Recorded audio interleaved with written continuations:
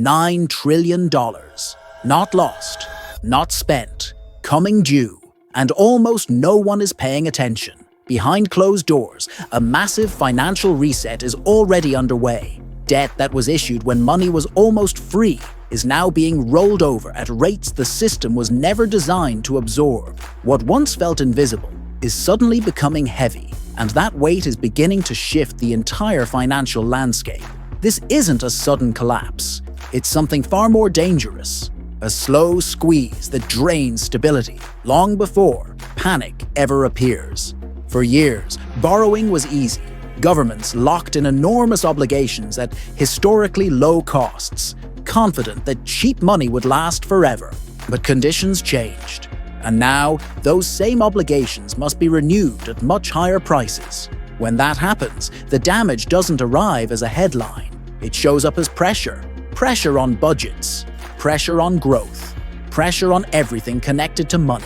Interest doesn't destroy systems overnight. It erodes them quietly. Every payment pulls resources away from productivity and redirects them toward survival. Over time, that trade-off becomes unavoidable. Less flexibility, fewer options, more fragility, and this pressure never stays contained. As governments compete for capital, borrowing costs rise across the economy. Loans tighten, expansion slows. What once fueled growth now restricts it. At the same time, financial markets grow increasingly fragile, held up by a narrow group of dominant players. When markets become this concentrated, they lose their margin for error. Stability becomes an illusion maintained by momentum, until momentum breaks. Corporate balance sheets are already feeling it. Debt that once amplified profits now magnifies risk. Refinancing becomes expensive, margins shrink. Businesses that thrived in easy conditions begin to stall, not because demand disappears, but because financing no longer forgives mistakes. Some survive without growing, trapped in a state of financial limbo. These companies don't innovate. They don't expand. They simply exist, quietly draining energy from the system. And this pressure doesn't stop at borders. Across major economies, debt loads approach levels that leave little room to maneuver. Foreign buyers pull back. Domestic investors demand higher compensation. Borrowing costs rise again. The cycle feeds itself.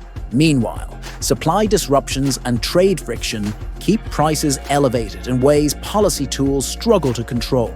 This isn't overheating, it's structural strain. The old solutions don't work the same way anymore. Raising rates too far risks destabilizing the very systems they're meant to protect. Cutting them too early weakens confidence and purchasing power. The result is drift, an environment where uncertainty becomes permanent and volatility becomes normal. This is where most people make their mistake. They wait. They assume stability will return on its own.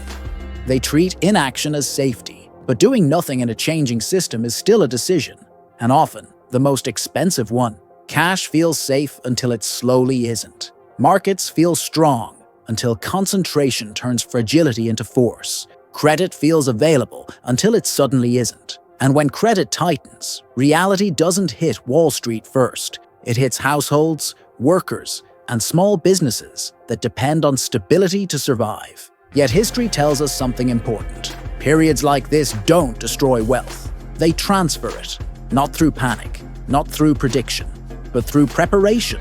Those who recognize pressure early gain flexibility. Those who wait are forced to react when options disappear. This isn't the end of the system. It's an adjustment, a long one, a quiet one that rewards resilience over speed, balance over hype, and awareness over optimism. The debt crisis isn't a future event. It's a process already shaping outcomes in the background.